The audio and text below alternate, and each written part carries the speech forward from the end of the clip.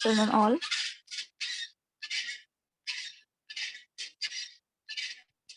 In previous lecture, we started unit number 4, wave propagation. In this lecture, we are going to continue this unit.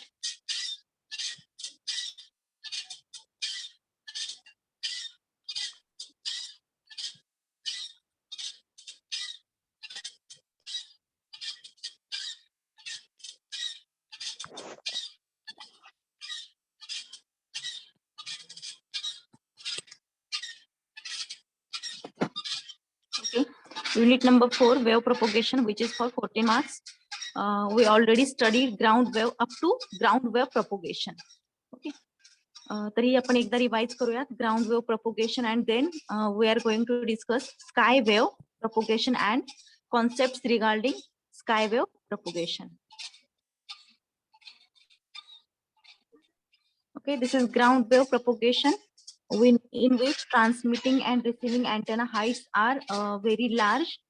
Okay, and radio waves propagates or follows the curvature of earth to propagate from transmitter to receiver. Okay, and this ground wave propagation is used up to 3 megahertz frequency, and it is used for short range communication applications, for example AM broadcasting, FM broadcasting. Okay, then we studied advantages, disadvantages of this ground wave propagation. Then applications of ground wave propagation, AM, FM, TV, television broadcasting, as well as it is used as in military and submarine applications. Okay, for underwater or seawater penetration of signals. Okay, then in this lecture we are going to discuss sky wave propagation. Before that, we are going to discuss different layers present in the sky. From this figure, we know that there are 4 layers of sky. First, troposphere, then stratosphere, mesosphere, and ionosphere. Skywave propagation uses ionosphere layer for communication purpose or to radiate the waves. Skywave propagation uses ionosphere. म्हणजे स्कायवेव propagation मध्ये आयनोस्फेअर layer use केला जातो. यामध्ये electron motions present असतात. Okay, मग याच्या ranges दिले from ground पासून ट्रोपोस्फिअरची रेंज आहे 0 to 12 kilometre. Okay, then stratosphere up to 12 to 15 kilometre, mesosphere 15 to 80 kilometre and ionosphere 80 to 720 kilometre. सगळ्यात हायएस्ट लेअर जो आहे आयनोस्फिअर 80 to 720 किलोमीटर आहे. मग स्कायवेव प्रोपोगेशन मध्ये डायग्राम मध्ये दाखवल्याप्रमाणे ट्रान्समीटर टू रिसीव्हर जे रेडिएशन होतं किंवा वेव्ह प्रोपोगेशन होतं ते आयनोस्फिअर लेअर यूज करून होतं. म्हणजे काय होतं की ट्रान्समिटिंग अँटेना जे इन्फॉर्मेशन आहे ती इलेक्ट्रोमॅग्नेटिक वेव्ह मध्ये ट्रान्समिट करते. ओके, मग स्काय मध्ये ट्रान्समिट करते. मग आयनोस्फिअर मध्ये काय होतं की इलेक्ट्रॉन लेयर्स प्रेझेंट असल्यामुळे जे लेयर्स आहेत किंवा ज्या वेव्ज आहेत त्या रिफ्रॅक्ट होतात. ओके, ग्राउंड कडे, आणि मग त्या अशा रिफ्रॅक्ट होत रिफ्रॅक्शन अँड रिफ्लेक्शन या 2 प्रॉपर्टीज यूज करून रिसिव्हर पर्यंत पोहोचतात. Okay, this is nothing but sky wave propagation. मग हा जो आयनोस्फिअर आहे तो पण 3 डिफरंट रिजन्स मध्ये डिवाइड केलाय. Okay, within the ionosphere there are several different ionospheric regions which affect the propagation of radio signals. Okay, म्हणजे हा जो आयनोस्फेरिक लेअर आहे अप्पर लेअर 80 to 720 किलोमीटरचा हा जो लेअर आहे हा लेअर 3 डिफरंट रिजन्स मध्ये डिवाइड केलाय. ते रिजन्स कुठले आहेत? D layer, E layer and F layer. Again F layer is again divided into 2 regions, F1 layer and F2 layer. Okay, मग हे जे लेयर्स आहेत हे रेडिओ वेव्ह प्रोपोगेशन वरती इफेक्ट करतात. आणि यांचे जे बाउंड्रीज आहेत, बाउंड्रीज म्हणजे डिस्टन्स स्पेसिफाय केले. डी लेअरचं डिस्टन्स किती आहे, ई लेअरचं किती आहे, एफ लेअरचं किती आहे, त्याच्या बाउंड्रीज आहे त्यांच्या डिस्टन्सच्या, ह्या डे मध्ये वेगळ्या असतात, नाईट मध्ये वेगळ्या असतात. Okay, season to season vary होत असतात. म्हणजे सनचं जे रेडिएशन आहे ही सीझन टू सीझन व्हॅरी होतं, डे अँड नाईटला डिफरंट असतं. त्यामुळे हे जे आयनोस्फेरिक लेअर मधले रिजन्स आहेत, D layer, E layer, F layer, F मधले F1, F2, यांच्या ज्या बाउंड्रीज आहेत त्या शार्प नसतात. ओके, त्या ऑलरेडी म्हणजे परफेक्ट त्या सिच्युएशनला प्रेझेंट नसतात, त्या व्हॅरी होतात, चेंज होतात according to season to season, और डे टाइमला वेगळे असतात आणि नाईट टाइमला वेगळे असतात. Okay, this is ionospheric layer and its regions, D layer, E layer and F1, F2. F2 हा अप्पर लेअर आहे.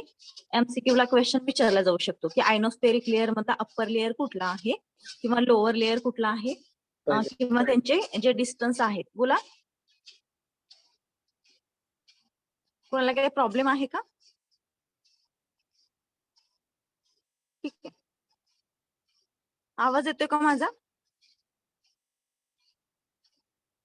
Yes ma'am. Okay, D layer, E layer, F1 layer आणि F2 लेअर स्कायवेव्ह प्रोपोगेशन मध्ये हा ionospheric layer data transmission साठी use केला जातो. Okay, radio waves या region मधून प्रपोगेट केल्या जातात. मग यामध्ये हे जे डी लेअर आहे, ई लेअर आहे, F1 लेअर आहे, F2 लेअर आहे.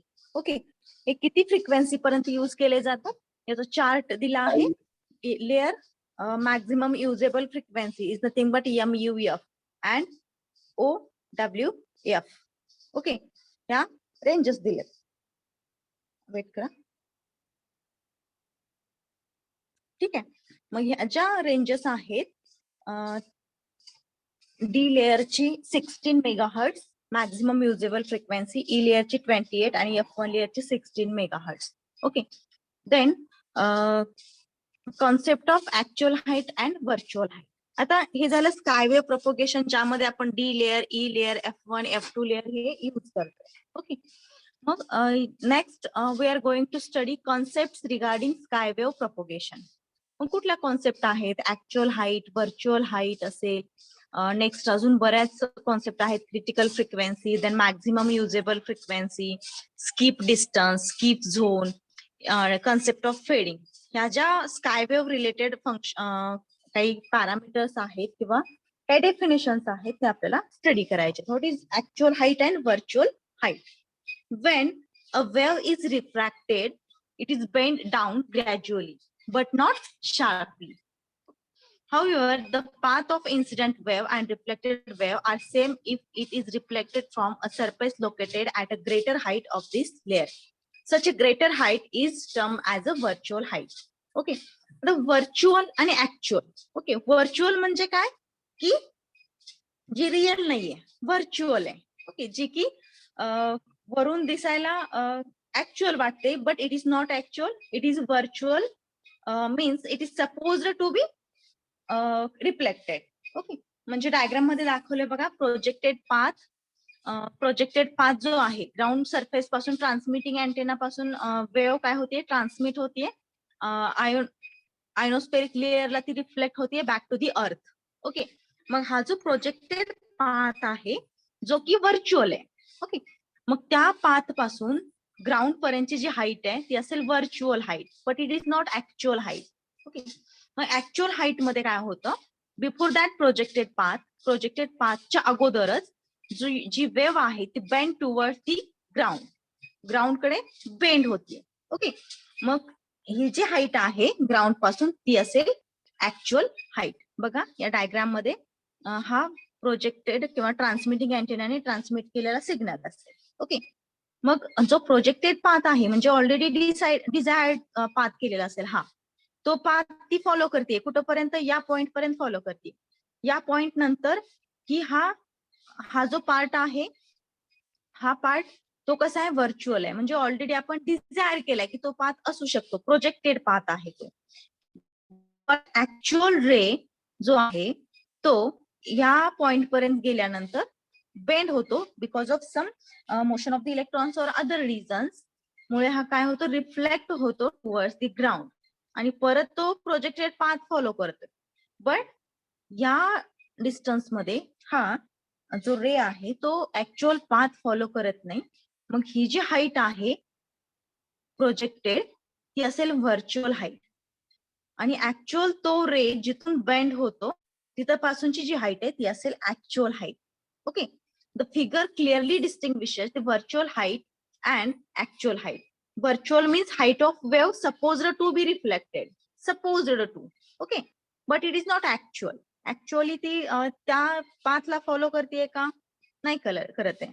मग ही जी प्रोजेक्टेड पाथ किंवा प्रोजेक्टेड हाईट आहे ती असेल व्हर्च्युअल हाईट.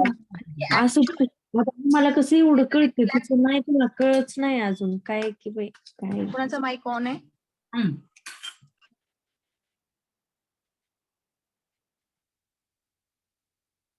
एक मिनिट हा.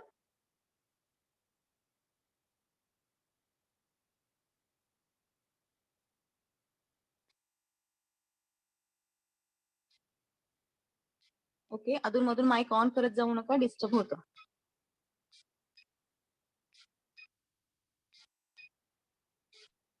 ओके, आपण स्टडी करतोय actual height and virtual height. आता हा जो कॉन्सेप्ट आहे हा आपण काय करतोय, स्काय वेव्ह प्रोपोगेशन मध्ये स्टडी करतोय. स्काय वेव्ह प्रोपोगेशन आपण आयोनाइज्ड लेअर किंवा आयनोस्फेरिक लेअर जो आहे तो रेडिओ वेव्ह ट्रान्समिशन साठी यूज करतो. Okay, it is present in the upper part of the sky. Sky मधल्या अप्पर पार्ट मध्ये हा जो लेअर आहे तो प्रेझेंट असतो. From ground 80 kilometres to 512 kilometre पर्यंतचा हा लेअर असतो. ओके, या लेअर मध्ये जेव्हा ट्रान्समिटिंग अँटेनाने ट्रान्समिट केलेली वेव्ह त्या आयोनाइज्ड लेअर मध्ये जाते तेव्हा प्रोजेक्टेड पाथ पेक्षा अगोदर बेंड होते टुवर्ड्स द ग्राउंड. ओके, मग प्रोजेक्टेड पाथ किंवा प्रोजेक्टेड हाईट जी आहे ती असेल virtual height. Okay, it is supposed to be reflected, म्हणजे तो वेव्ह कुठून रिफ्लेक्ट होईल हे अगोदरच ठरवलं जातं. ती असेल व्हर्च्युअल हाईट. आणि ऍक्च्युअली ती जी वेव्ह आहे ज्या पॉइंट पासून रिफ्रॅक्ट होतीये त्या पॉइंट पासूनची जी हाईट आहे ग्राउंड पासूनची त्या हाईटला म्हणायचे actual height. Okay, this is virtual height and actual height concept regarding sky wave propagation. Then critical frequency. What is critical frequency? It is denoted by FC. Critical frequency is defined as the maximum frequency at which the total internal reflection takes place from the ionosphere. Okay, critical frequency म्हणजे काय? It is a maximum frequency at which the total internal reflection. हा concept study केला असेल तुम्ही, total internal reflection. यामध्ये ज्या all waves आहेत किंवा जी वेव्ह आहे त्याची जी इनपुट पॉवर असते ती आउटपुट पॉवर आणि इनपुट पॉवर सेम असते. म्हणजे ऑल वेव्हज ह्या इन्सिडेंट झाल्या त्या ऑलच्या ऑल रिफ्लेक्ट होतात back to the ground. Okay, मग ह्या ज्या मॅक्झिमम फ्रिक्वेन्सीला होतं टोटल इंटरनल रिफ्लेक्शन त्या फ्रिक्वेन्सीला म्हणायचे critical frequency. Okay, critical frequency is defined as the maximum frequency at which the total internal reflection takes place from the ionosphere. The mathematical representation of critical frequency is equal to 9 under root n max. Okay, where Fc is nothing but critical frequency in hertz and n max means maximum electron density. म्हणजे ही critical frequency कशावरती depend आहे? आयनोस्फेअर मध्ये जे electrons present आहेत त्यांच्या डेन्सिटीवरती depend आहे. Critical frequency is nothing but maximum frequency at which total internal reflection takes place. And mathematically it is represented as Fc is equal to 9 into under root n max, where n max is nothing but maximum electron density and Fc is nothing but critical frequency in hertz. This is critical frequency. लक्षात ठेवायचे what is critical frequency, definition and its mathematical equation. Okay, समजलं critical frequency. Critical frequency म्हणजे काय? It is a maximum frequency at which total internal reflection takes place from the ionosphere. Ionosphere पासून जेव्हा total internal reflection होतं ज्या फ्रिक्वेन्सीला होतं त्या maximum फ्रिक्वेन्सीला काय म्हणायचे? Critical frequency. आणि ही कशी कॅल्क्युलेट केली जाते? 9 into under root N max. N max म्हणजे काय? Maximum electron density. Okay. Then maximum usable frequency, short form MUF. Okay. The maximum usable frequency is the highest frequency delivered by the transmitter regardless of the power of the transmitter. Okay. Maximum usable frequency म्हणजे काय? It is the highest frequency. It is highest frequency delivered by the transmitter. Transmitter कडून जी highest frequency deliver केली जाते त्या फ्रिक्वेन्सीला म्हणायचे maximum usable frequency. The highest frequency which is reflected from the ionosphere to the receiver is called as critical frequency. आताच आपण बघितलं की मॅक्झिमम युजेबल फ्रिक्वेन्सी म्हणजे काय, की जी ट्रान्समीटर कडून हायेस्ट फ्रिक्वेन्सी डिलिव्हर होतीये आयनोस्फिअर मध्ये त्या फ्रिक्वेन्सीला मॅक्झिमम युजेबल फ्रिक्वेन्सी म्हणायचा. आणि मग जी फ्रिक्वेन्सी आपण मॅक्झिमम युजेबल फ्रिक्वेन्सी आयनोस्फिअर मध्ये पाठवतो ट्रान्समीटर, ती हायेस्ट फ्रिक्वेन्सी किती रिफ्लेक्ट होतीये, highest frequency which is reflected from the ionosphere which is known as critical frequency. दोन्ही मध्ये डिफरन्स लक्षात ठेवायचा आहे. मॅक्झिमम युजेबल फ्रिक्वेन्सी ही ट्रान्समिटर करून आयनोस्फिअर मध्ये ट्रान्समिट करणारी हायेस्ट फ्रिक्वेन्सी असते आणि क्रिटिकल फ्रिक्वेन्सी ही आयनोस्फिअर पासून ग्राउंड कडे येणारी किंवा रिसिव्हर कडे येणारी मॅक्झिमम फ्रिक्वेन्सी म्हणजे क्रिटिकल फ्रिक्वेन्सी. हा दोन कॉन्सेप्ट लक्षात ठेवा. Okay. Maximum usable frequency is equal to critical frequency upon cos theta. Critical frequency is denoted by FC. So maximum usable frequency is equal to FC by cos theta. मग 1 upon cos theta म्हणजे sec theta. Okay. मग त्याचं short form केलंय, conversion केलंय 1 upon cos चं sec theta. So maximum usable frequency is equal to FC into sec theta. कशी calculate करायची maximum usable frequency, critical frequency into sec theta. Okay. This is all about regarding maximum usable frequency. It is the highest frequency delivered by the transmitter and critical frequency is nothing but the highest frequency which is reflected from the ionosphere towards the receiver. Then next, skip distance. What is skip distance? Skip distance is defined as the minimum distance from the Earth's surface and the point from where the radio signal is being transmitted. Okay, skip distance म्हणजे काय? It is a minimum distance from the Earth surface. Earth surface आणि radio signal जिथून transmit होतो तो point, ह्या दोन्ही मधलं जे मिनिमम डिस्टन्स असेल ते असेल स्किप डिस्टन्स. स्किप डिस्टन्स कसं कॅल्क्युलेट केलं जातं? Skip distance is equal to 2h into under root F MUF म्हणजे maximum usable frequency divide by FC means critical frequency square minus 1. Okay. Minimum skip distance कसं calculate केलं जातं? Skip डिस्टन्सची definition काय आहे? It is defined as the minimum distance from the earth surface and the point from where the radio signal is being transmitted. Okay. Then skip distance is equal to twice h under root maximum usable frequency upon critical frequency into bracket square minus 1, where d skip is nothing but skip distance. H is nothing but height at which reflection happens. Okay. And F MUF is nothing but maximum usable frequency. FC is nothing but critical frequency. Skip distance कसं calculate केलं जातं? Twice into h. Okay. Under root maximum usable frequency divided by critical frequency into bracket square minus 1. या equation मध्ये जे D skip आहे ते skip distance, h is nothing but height at which reflection happens. MUF is nothing but maximum usable frequency and FC is nothing but critical frequency. अशा टाइपने skip distance calculate केलं जातं. Next, skip zone. आता या diagram मध्ये skip distance पण दाखवलं आणि skip zone पण दाखवलं. ओके. आता स्किप डिस्टन्स बघा, ग्राउंड वेव्ह पासून जिथून वेव्ह ट्रान्समिट होतीये आणि फर्स्ट वेव्ह ज्या पॉइंटला रिसीव्ह होतीये तो जो मिनिमम डिस्टन्स आहे तो असेल स्किप डिस्टन्स. ओके. मग हे जे स्किप डिस्टन्स आहे ते स्किप डिस्टन्सचं मॅथमॅटिकल आपण फॉर्म्युला पाहिलं कसं कॅल्क्युलेट केला जातो. Okay, then skip zone. Okay, हा जो येलो कलरने इंडिकेट केलाय तो असेल skip zone. Okay, the skip zone is a zone of silence between the fastest extent of ground wave transmission and the point where the sky wave first returned to earth.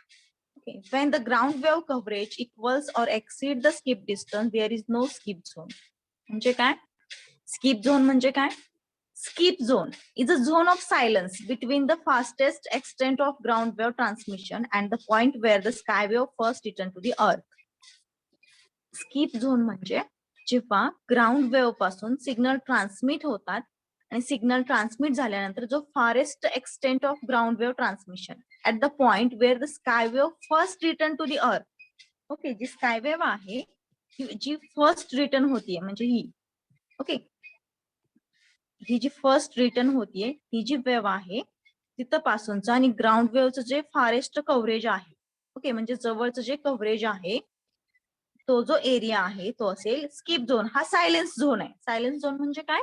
यामध्ये कुठल्याही वेव्हचं transmission होत नाही. Skip केलेला zone आहे हा, म्हणजे automatically skip होतो sky wave propagation मध्ये. कसा स्किप होतो? तर जे ग्राउंड वेव्ह पासून फारेस्ट ट्रान्समिशन होतं म्हणजे हे नियरेस्ट ट्रान्समिशन, या पॉइंट पासून फर्स्ट वेव्ह ग्राउंडला जिथं रिफ्लेक्ट होतीये त्या वेव्ह पर्यंतचा हा जो डिस्टन्स आहे तो असेल स्किप झोन. डायग्राम मध्ये जो की येलो कलरने इंडिकेट केलाय, ज्यामध्ये हा जो झोन आहे तो सायलेंट आहे.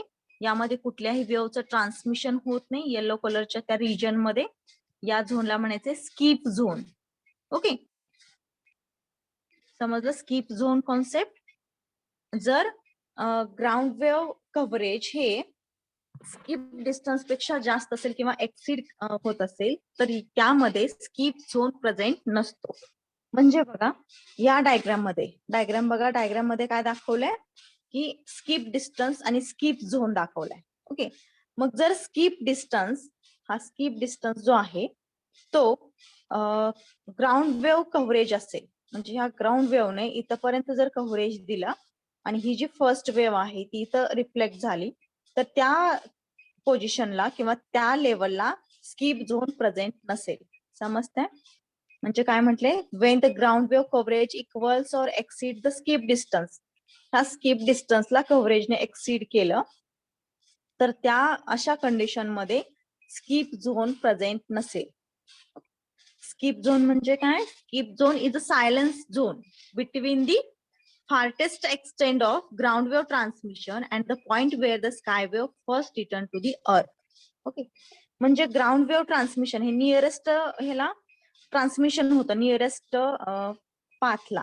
ओके, मग हे ग्राउंड वेव्ह फॉलो करतात म्हणजे कर्वेचर ऑफ अर्थ फॉलो करतात ह्या वेव्ह. मग ह्या पॉइंट पासून जी फर्स्ट वेव्ह रिफ्लेक्ट होते ज्या पोझिशनला इथपर्यंत जे डिस्टन्स आहे ते आहे स्किप झोन म्हणजे सायलेन्स झोन. ओके, आणि जर हे ग्राउंड वेव्ह कव्हरेज स्किप डिस्टन्सला फॉलो करत असेल तर अशा कंडिशनला स्किप झोन प्रेझेंट नसतो. Okay, this is all about skip zone.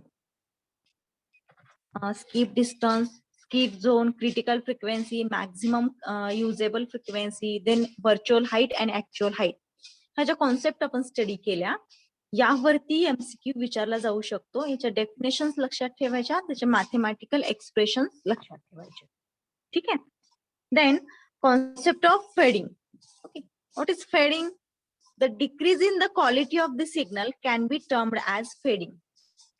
म्हणजे डेटा ट्रान्समिशन रिसेप्शन होतं, ट्रान्समिटिंग अँटेना कडून डेटा ट्रान्समिट केला जातो आयनोस्फेरिक लेअर कडे. ओके, मग आयनोस्फेरिक लेअर मध्ये ते परत रिफ्लेक्ट होतात बॅक टू दी अर्थ, then again reflected back towards the sky, then earth, then sky, then earth, अशा टाइपने हा सिग्नल ट्रॅव्हल होतो up to the receiver. Okay, मग अशा कंडिशन मध्ये जेव्हा जो इनकमिंग सिग्नल किंवा इन्फॉर्मेशन सिग्नल आहे जो की ट्रान्समिट केला त्याची क्वालिटी जर डिग्रेड झाली, डिक्रीज झाली तर त्या टर्मला, त्या कंडिशनला फेडिंग असं म्हटलं जातं. Fading is nothing but decrease in the quality of the signal. Okay, This happens because of atmospheric effects or reflection due to multipath. मग हे जे फेडिंग आहे म्हणजे decrease in quality of the signal हे कशामुळे ऑकर होतं तर atmospheric effects असतील किंवा रिफ्लेक्शन्स ड्यू टू मल्टीपाथ. जर मल्टीपाथ किंवा मल्टिपल सिग्नल्स ट्रान्समिट होत असतील तर एकमेकांमध्ये ते मिक्स होऊ शकतात. ह्या मल्टीपाथमुळे रिफ्लेक्शन झाल्यामुळे किंवा ऍटमॉस्फेरिक कंडिशन्स असतील यामुळे फेडिंग ऑकर होतं. Fading is nothing but decrease in the quality of the signal. Okay, then fading refers to the variation of the signal strength with respect to time per distance. Okay, म्हणजे जसं time किंवा distance vary होईल, change होईल, त्याच्या accordingly signal strength vary होते. या व्हेरिएशनला fading असं म्हटलं जातं. म्हणजे सिग्नल स्ट्रेंथ कमी जास्त, लो स्ट्रेंथ, हाय स्ट्रेंथचे सिग्नल जर जनरेट झाले, जसं टाइम कव्हर करेल किंवा डिस्टन्स कव्हर करेल, तर त्या कॉन्सेप्टला म्हणायचं fading. It is widely prevalent in wireless transmission. म्हणजे हे जे फेडिंग आहे ते वायरलेस ट्रान्समिशन मध्ये ऑकर होतं, वाइडली ऑकर होतं. The most common causes of fading in the wireless environment are multipath propagation and mobility means of object as well as the communicating devices. म्हणजे mobiles असतील, movable communication devices. Mobility means movable communication devices. या devices मुळे किंवा multipath propagation मुळे fading occur होतं. Fading म्हणजे जी signal strength आहे, सिग्नल क्वालिटी आहे ती कमी होते. मग ही signal quality, signal strength environmental conditions असतील किंवा रिफ्लेक्शन ड्यू टू मल्टीपाथ, अशा बऱ्याच रिझनमुळे सिग्नल स्ट्रेंथ डिक्रीज होते, क्वालिटी डिक्रीज होते, म्हणजेच फेडिंग ऑकर होते. Okay, and this fading is mostly occur in the wireless communication or wireless data transmission. Wireless data transmission मध्ये fading जास्त प्रमाणात occur होते. This is concept of fading. Okay, then applications of skywave propagation. Skywave propagation is used in satellite communication. Okay, satellite communication, it is dependent on the upper atmospheric conditions. Okay, satellite communication मध्ये skywave propagation use केलं जातं, as well as mobile communication मध्ये पण skywave propagation. Skywave propagation म्हणजे काय, जो ionospheric layer आहे तो डेटा ट्रान्समिशन रिसेप्शन साठी यूज केला जातो. म्हणजेच ट्रान्समीटर कडून वेव्स या आयनोस्फेरिक लेयर मध्ये ट्रान्समिट केल्या जातात. आयनोस्फेरिक लेयर त्या waves back to the ground reflect करेल, म्हणजेच रिसिव्हर कडे रिफ्लेक्ट करेल आणि लॉंग डिस्टन्स कव्हर केलं जाईल. मग एकदा रिफ्लेक्शन होईल किंवा मल्टीपाथने रिफ्लेक्शन होऊ शकतं. ओके, मग ह्या टाईपचं कम्युनिकेशन किंवा ह्या टाईपचं जे प्रपोगेशन आहे वेव्हचं, हे सॅटेलाइट कम्युनिकेशन मध्ये किंवा मोबाईल कम्युनिकेशन मध्ये यूज केलं जातं. This is all about skywave propagation. Okay, बघा आणखी एकदा स्कायवेव्ह प्रपोगेशन आपण स्टडी करूया, रिवाइज करूया एकदा.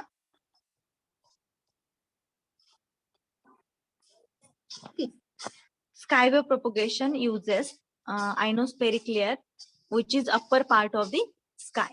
Okay, up from ground 80 kilometer, it is height of ionosphere from 80 to 720 kilometer. Okay, first layer is troposphere, then stratosphere, mesosphere, and ionosphere. Okay, troposphere ची range 0 to 12 kilometer. Then stratosphere ची 12 to 15 kilometer, mesosphere ची 15 to 80 kilometer, and ionosphere 80 to 720 kilometer.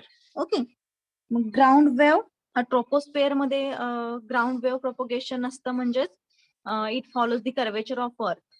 Ground wave propagation मध्ये waves ह्या curvature of अर्थला follow करतात. Transmitting receiving अँटेनाच्या heights जास्त असतात and it covers the shorter distance. Okay, then skywave propagation uses the ionospheric layer. Okay, and space wave propagation uses troposphere layer. Troposphere layer हा ground wave as well as space wave propagation मध्ये transmission साठी use केला जातो 0 to 12 kilometer. And upper part of layer, ionospheric layer, is used by a skywave propagation. Applications of skywave propagations are satellite communication and mobile communication. Okay, मग हा जो आयनोस्फिअर आहे, आयनोस्फिअर लेअरचे अजून different regions असतात. 3 डिफरंट रिजन्स आहेत, D layer, E layer and F layer. F लेअरचे अजून 2 part आहेत, F1 लेअर आणि F2 लेअर. ओके, मग हे जे रिजन्स आहेत सीझन टू सीझन आणि डे नाईट या स्टेटला, या कंडिशन्सला या लेअरच्या बाउंड्रीज या फिक्स नसतात. ओके, म्हणजे जे डिस्टन्स आहे फ्रॉम द ग्राउंड, हे डिस्टन्स व्हॅरी होतं सीझन टू सीझन, और डेला वेगळं नाईटला वेगळं असू शकतं. ओके, मग हे जे रिजनचं ट्रान्समिशन आहे किंवा रिजन्स आहेत ते रेडिओ वेव्ह ट्रान्समिशन वरती इफेक्ट करतात. Then ionosphere and its regions. मग आपण स्टडी केले D layer, E layer, F1 आणि F2. F2 हा अप्पर पार्ट आहे, देन डी हा लोअर लेअर आहे आयनोस्फिअरचा. Okay, then next we study layers and its frequency, maximum usable frequency. D लेअरची 16 मेगाहर्ट्ज, ई लेअरची 28 आणि F1 लेअरची 16 megahertz. Then concept of actual height and virtual height. Okay, it is regarding skywave propagation, in which ionospheric layer is used for data transmission. Okay, when a wave is refracted, it is bent down gradually, as shown in figure. Diagram मध्ये दाखवल्याप्रमाणे जेव्हा wave रिफ्लॅक्ट होते back to दी अर्थ, तेव्हा ती bend होतीये, not a sharply bend होत नाही, ती काय होते, ग्रॅज्युअली बेंड होतीये. ओके, जसं की डायग्राम मध्ये दाखवलं, शार्पली म्हणजे हे शार्पली आहे आणि ही जी बेंड होतीये ती ग्रॅज्युअली होतीये. Okay, however the path of the incident wave and reflected wave are same if it is reflected from a surface located at a greater height of this layer. Such a greater height is termed as a virtual height. मग जेव्हा या ionised layer मध्ये highest position पासून जेव्हा ती wave reflect होतीये, त्या ground पासूनच्या डिस्टन्सला म्हणायचे व्हर्च्युअल हाईट. ओके, म्हणजे it is supposed to be, म्हणजे ही असायला पाहिजे actual height, virtual height, but it is not. Okay, then the original reflection of incident wave is from another region. Okay, म्हणजे जे इन्सिडेंट वेव्हचं रिफ्लेक्शन होतं ती another point पासून होतं, त्या प्रोजेक्टेड पाथ पासून होत नाही. ओके, म्हणजे इथून होत आहे. मग हे जे ऍक्च्युअल पाथचं रिफ्लेक्शन आहे किंवा ऍक्च्युअल वेव्हचं रिफ्लेक्शन आहे, त्या पॉइंट पासून ग्राउंड पर्यंतची जी हाईट आहे ती असेल actual height. Okay, the height which is supposed to be reflected is nothing but virtual height, and actual height is referred as the height of the wave from it reflected or actual reflected. Okay, actually जिथून reflect होते तिथपासूनची ग्राउंडची जी height आहे ती असेल actual height. Okay, then next concept, critical frequency. Critical frequency is defined as a maximum frequency at the total internal reflection takes place. Okay, the mathematical representation of critical frequency, Fc is equal to 9 into under root n max.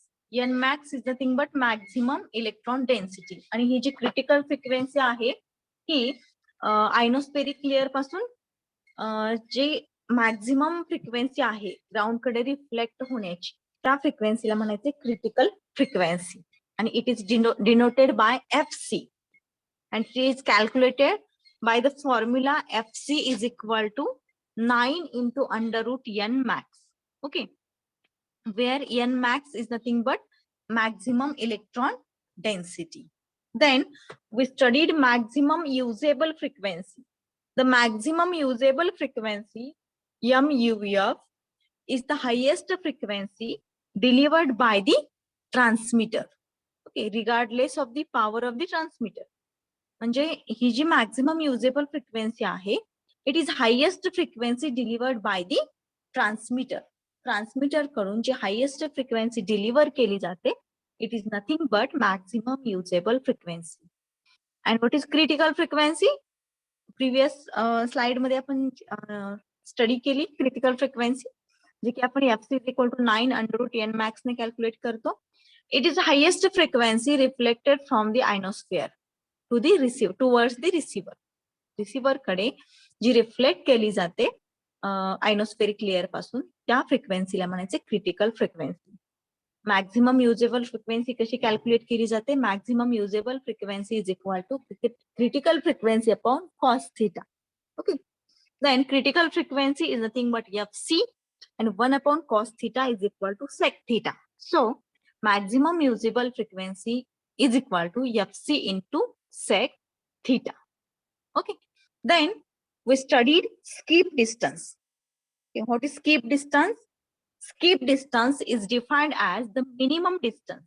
It is a minimum distance from the earth surface and the point where the audio signal is bent transmitted for a flat earth. Skip distance is given as. Okay, skip distance म्हणजे काय? It is a minimum distance from the earth surface and the point from where the radio signal is being transmitted. Radio signal जिथून transmit केला जातो त्या point पासून अर्थ सरफेसचा जो point आहे त्या डिस्टन्सला मिनिमम डिस्टन्स किंवा स्किप डिस्टन्स असं म्हटलं जातं. मग स्किप डिस्टन्स कसं कॅल्क्युलेट केलं जातं? Skip distance d skip is equal to twice h under root maximum usable frequency upon critical frequency bracket square minus 1, where d skip is nothing but skip distance, h is nothing but height at which reflection happens, muf is nothing but maximum usable frequency, and fc is nothing but carrier frequency. Critical frequency. Okay, then next diagram मध्ये skip distance दिसेल तुम्हाला. what is skip distance? Ground पासून जिथपासून ती wave transmit केली जाते त्या wave पासून म्हणजे इथून ट्रान्समिट केली आहे वेव्ह बघा, त्या पॉइंट पासून वेव्ह ट्रान्समिट केली आहे. वेव्ह ट्रान्समिशन पासून ज्या ठिकाणी ती वेव्ह रिफ्लेक्ट होतीये बॅक टू दी अर्थ त्या डिस्टन्सला म्हणायचे स्किप डिस्टन्स. ओके, हा जो व्हाईट लाईनने इंडिकेट केलेला आहे तो आहे skip distance. Then skip zone. The skip zone is a zone of silence between the farthest extent of ground wave transmission and the point where the sky wave first return to the earth. Okay, म्हणजे स्किप डिस्टन्सच point आहे जिथं first wave return होती ग्राउंडला तो point. But from the farthest extent of ground wave transmission म्हणजे हे ग्राउंड वेव्ह ट्रान्समिशन जे एक्सटेन्शन आहे या पॉइंट मध्ये पर्यंत ग्राउंड वेव्ह ट्रान्समिशन होतं त्या पॉइंट पासून फर्स्ट वेव्ह ज्या पॉइंटला रिफ्लेक्ट होतीये ते जे डिस्टन्स आहे ते डिस्टन्स आहे स्किप झोन.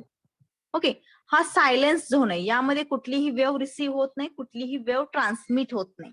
ओके, त्यामुळे या झोनला म्हटले सायलेन्स झोन.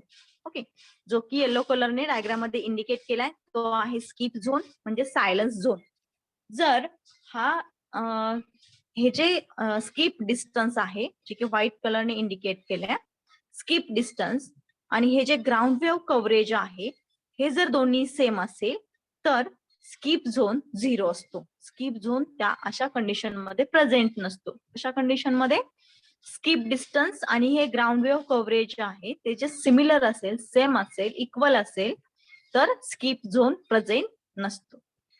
ठीक आहे. Then concept of fading. Okay, what is fading? The decrease in the quality of the signal can be termed as a fading. Fading means decreasing the quality or strength of the signal. Is termed as a fading. This happens because of environmental or atmospheric effects or reflection due to multipath. दोन reasons मुळे fading occur होतं. एक म्हणजे atmospheric effects असतील, atmospheric conditions असतील, and second reflection due to multipath. Multipath wave propagation जर असेल त्यामध्ये सिग्नल क्वालिटी किंवा सिग्नल स्ट्रेंथ डिक्रीज होऊ शकते, त्यामुळे फेडिंग ऑकर होते. Fading refers to the variation of the signal strength with respect to time or distance. Time to time, distance to distance जेव्हा signal travel होतो तेव्हा ही जी क्वालिटी आहे किंवा स्ट्रेंथ आहे सिग्नल स्ट्रेंथ ती व्हॅरी होऊ शकते. ओके, आणि हे जे फेडिंग आहे ते वायरलेस कम्युनिकेशन मध्ये वाईडली ऑकर होतं. और दिस Fading is most common causes of fading in the wireless environment are multipath propagation and mobility. Fading wireless communication मध्येच ऑकर होतं आणि का होतं तर मल्टीपाथ प्रोपोगेशन मुळे किंवा जे मोबिलिटी आहे. Okay, mobility means movable communication devices आहे. ओके, यामुळे फेडिंग ऑकर होत. Okay, then space wave propagation. Okay, skywave प्रोपोगेशनचे ऍप्लिकेशन्स बघितले आपण satellite and mobile communication. Next type आहे स्पेस वेव्ह प्रोपोगेशन. बघा आपण सिलेबस मधला हा थर्ड टाइप आहे स्पेस वेव्ह प्रोपोगेशन. फर्स्ट पाहिलं ground wave propagation, then sky wave propagation, then space wave propagation. Space wave propagation is defined for the radio waves that occur within the 20 kilometers of the atmosphere, that is troposphere, comprising of a direct and reflected waves. हे जे space wave propagation आहे, हे space wave propagation कशासाठी use केलंय? Propagation of radio waves within the range from the ground up to 20 kilometers. That is nothing but in the troposphere. जो की lower part आहे, lower layer आहे ऍटमॉस्फिअरचा, म्हणजे ट्रोपोस्फिअर 0 to 20 किलोमीटरचा जो लेअर आहे, त्या लेअर मध्ये रेडिओ वेव्हचं प्रोपोगेशन होतं स्पेस वेव्ह प्रोपोगेशन मध्ये. Okay, these waves are also known as tropospheric propagation. या वेव्हला स्पेस वेव्ह प्रोपोगेशनला ट्रोपोस्फेरिक प्रोपोगेशन पण म्हटलं जातं.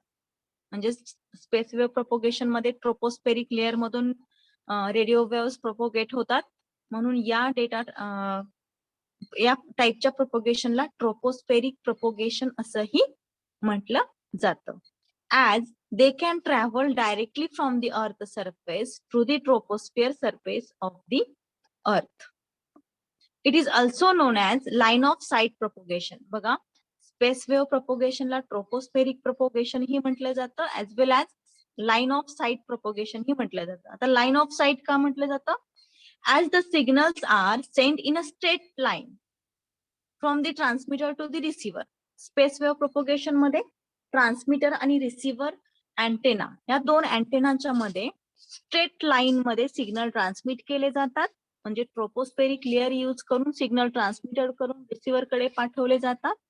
म्हणून या टाइपच्या प्रोपोगेशनला लाईन ऑफ साइट प्रोपोगेशन असंही म्हटलं जातं. Space wave propagation, tropospheric propagation and line of sight propagation. LOS, line of sight propagation. Okay, then space wave propagation depends upon 3 components. हे जे स्पेस वेव्ह प्रोपोगेशन आहे यामध्ये डायरेक्ट वेव्ह ज्या की troposphere मधून ट्रान्समिटिंग अँटेना कडून receiving antenna कडे directly straight line मध्ये ट्रान्समिट केले जातात. Okay, direct waves. Then ground reflected waves and tropospheric waves. First बघूया what is direct waves. The radio waves that when transmitted from the transmitting antenna reach the receiving antenna directly. Okay, directly tropospheric layer मधून transmitting antenna कडून receiving antenna कडे directly send होतात, transmit होतात. This is direct waves. Then ground reflected waves, the radio waves that reach the receiving antenna after reflection from the ground. म्हणजे ह्या ज्या waves आहेत radio waves, त्या ट्रोपोस्फेअर मधून परत ग्राउंड कडे रिफ्लेक्ट होतात, ग्राउंड कडून परत ट्रोपोस्फेअर मध्ये आणि परत रिसिव्हर कडे असे ट्रान्समिटेड करून रिसिव्हर कडे ट्रॅव्हल होत असताना ग्राउंडला रिफ्लेक्ट होतात, अगेन ट्रोपोस्फेअर मध्ये येतात, अगेन रिसिव्हर कडे येतात. असा पाथ त्या फॉलो करतात. त्या वेव्हजला म्हणायचे ground reflected waves. Then tropospheric waves, the radio waves that reach the receiving antenna after reflection from the troposphere. Troposphere कडे रिफ्लेक्ट होऊन मग रिसिव्हिंग अँटेना येतात, अँटेनाला भेटतात, त्या ट्रोपोस्फेरिक वेव्हज.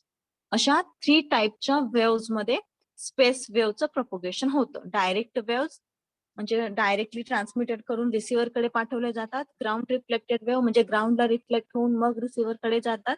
ट्रोपोस्फेरिक वेव्ह हा ट्रोपोस्फेअरला रिफ्लेक्ट होतात आणि मग रिसिव्हर कडे जातात. अशा 3 टाइपच्या वेव्हज मध्ये स्पेस वेव्ह प्रोपोगेशन, रेडिओ वेव्हचं प्रोपोगेशन होतं. Okay. In order to prevent attenuation and loss of signal strength, the height of the antennas and distance between them can be given as. मग हे जे ट्रान्समिशन आहे, data transmission किंवा directly communication जे आहे transmitting and receiving antenna मधलं, हे यामधलं attenuation आणि लॉसेस प्रिव्हेंट करण्यासाठी डिस्टन्स डिसाइड केलंय. किती डिस्टन्स असायला पाहिजे दोन अँटेनाज मध्ये, ट्रान्समिटिंग आणि रिसिव्हिंग अँटेना मध्ये. त्यासाठी एक फॉर्म्युला आहे, DM is nothing but minimum distance is equal to twice R into H T bracket raised to 1/2 minus 1/2 plus twice r into hr bracket raised to minus 1/2. Okay, where dm is nothing but distance between two antennas, transmitting antenna and receiving antenna. R is nothing but radius of the earth. ht is nothing but height of transmitting antenna and hr is nothing but height of receiving antenna.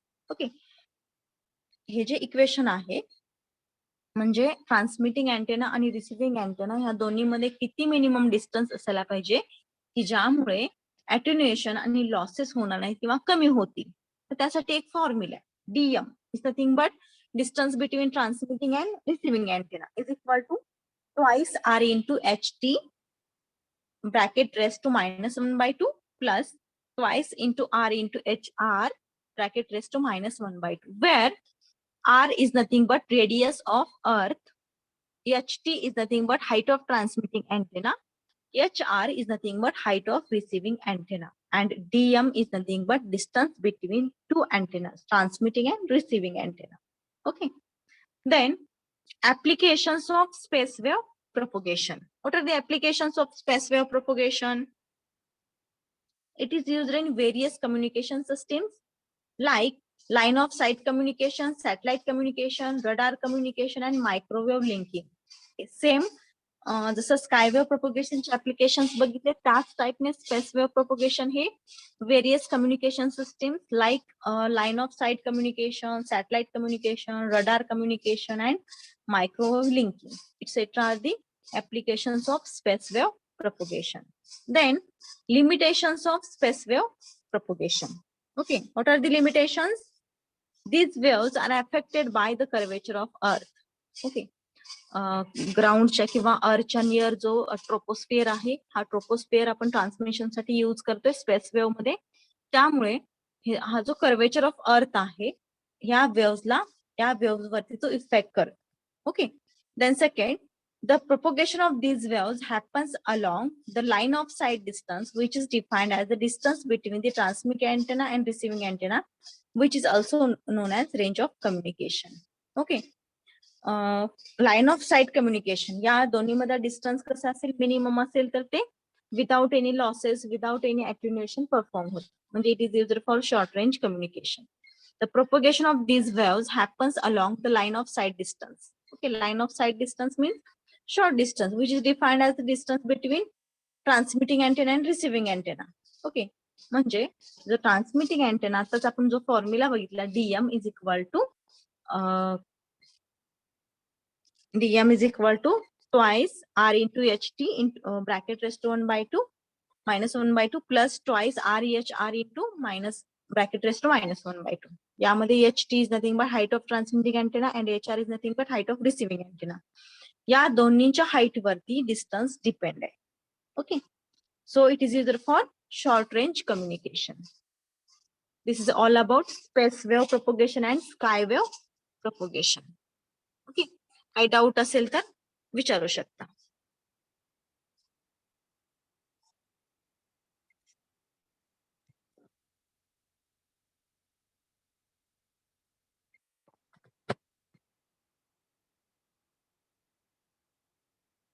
Okay, या unit मधला आपण concept of propagation of radio wave, then ground wave propagation, sky wave propagation. Okay, बोला. Space wave propagation ते repeat करा ना. Space wave propagation. Okay, तोपर्यंत बघा आपण सिलेबस मधला up to space wave propagation study केले. नेक्स्ट लेक्चरला आपण duct wave propagation and troposphere scatter propagation हे 2 पॉइंट राहतात या युनिट मध्ये, ते स्टडी करूया. Okay, space wave propagation. Okay, आपण स्कायवेव्ह प्रोपोगेशन मध्ये एक डायग्राम बघितली होती ही. ओके, यामध्ये हे जे लेयर्स आहेत, ट्रोपोस्फेअर, स्ट्रॅटोस्फेअर, मेसोस्फेअर अँड आयनोस्फेअर. ओके, या स्कायवेव्ह प्रोपोगेशन मध्ये हा जो अप्पर लेयर आहे, आयनोस्फेअर यूज केला जातो डेटा ट्रान्समिशनसाठी. स्पेसवेव्ह प्रोपोगेशन मध्ये ट्रोपोस्फेअर यूज केला जातो, म्हणजे 0 to 12 kilometre up from the ground. Ground पासून जे डिस्टन्स 0 to 12 किलोमीटर आहे, त्या डिस्टन्स मधून या वेव्स ट्रान्समिट केल्या जातात स्पेसवेव्ह प्रोपोगेशनच्या. Okay,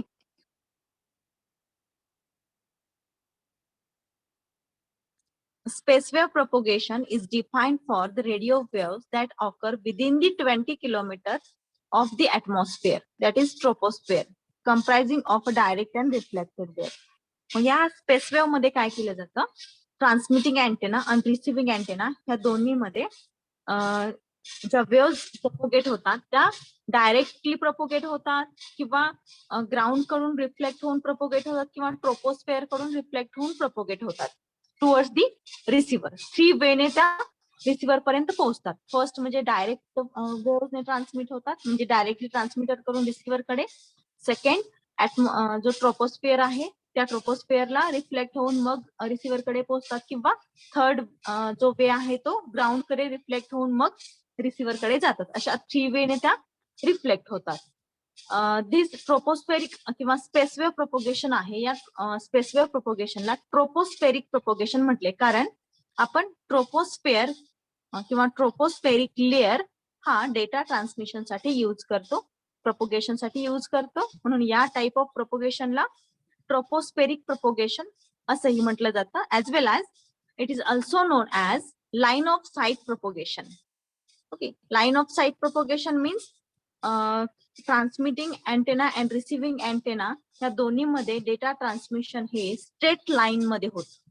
okay, this type of propagation is known as line of sight propagation. स्पेसवेव्ह प्रोपोगेशनला tropospheric propagation as well as line of sight propagation असं म्हटलं जातं. Okay, then space wave propagation depends upon 3 components, म्हणजे 3 वेने waves transmit होते. आताच आपण explain केलं, direct waves, ground reflected waves और tropospheric waves. Direct waves म्हणजे ट्रान्समिटिंग आणि रिसिव्हिंग अँटेना कडून डायरेक्टली वेव्ह ट्रान्समिट होतात.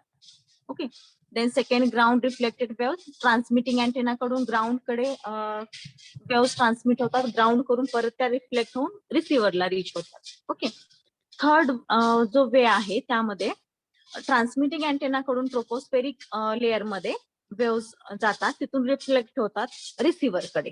अशा टाइपचे जे वे आहेत प्रोपोगेशनचे, रिसिव्हिंग अँटेना पर्यंत तो प्रोपोगेशन आहे सिग्नलचं, अशा 3 वेने तो वेव्ह ट्रॅव्हल होतो. ओके, त्यानंतर जे डिस्टन्स आहे ट्रान्समिटिंग अँटेना आणि रिसिव्हिंग अँटेना ते किती असायला पाहिजे विदाउट एनी अटेन्युएशन और लॉसेस ऑफ द सिग्नल. त्यासाठी एक फॉर्म्युला आहे, DM is equal to twice R into HT bracket raise to -1/2 plus twice into RHR bracket raise to -1/2, where DM is nothing but distance between 2 antennas. Okay, दोन antenna मध्ये distance calculate केलं जातं. R is nothing but radius of earth, HT is nothing but transmitting antenna height, HR is nothing but receiving antenna height. या फॉर्म्युल्याने distance calculate केलं जातं. मग हे जे डिस्टन्स आहे ते without attenuation and losses we can send or transmit the signal from transmitting antenna towards the receiving antenna. Okay, by using space wave propagation. Then applications of space wave propagation, it is used in various communication systems like satellite communication, line of sight communication, radar communication, and microwave linking. These are the applications of space wave propagation. Then limitations of space wave propagation, these waves are affected by the curvature of earth. अर्थ कर्वेचरचा या space wave propagation वरती किंवा ज्या waves आपण bye using space wave transmit करतोय त्यावरती अर्थ कर्वेचरचा effect होतो. Okay, Then second, the propagation of these waves happens along the line of sight distance, which is defined as the distance between transmitting antenna and receiving antenna.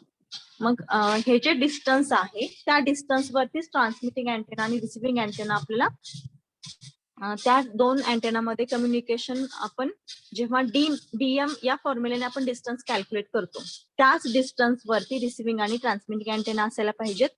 जर नसतील तर losses किंवा attenuation occur होतं. मग या space wave प्रोपोगेशनची जी range आहे communication range ती लेस आहे. ओके, कमी आहे. It depends upon the height of transmitting antenna and height of receiving antenna. Okay, this is all about space wave propagation and sky wave propagation. Okay, काही doubt असेल तर अजून विचारा. We will stop here.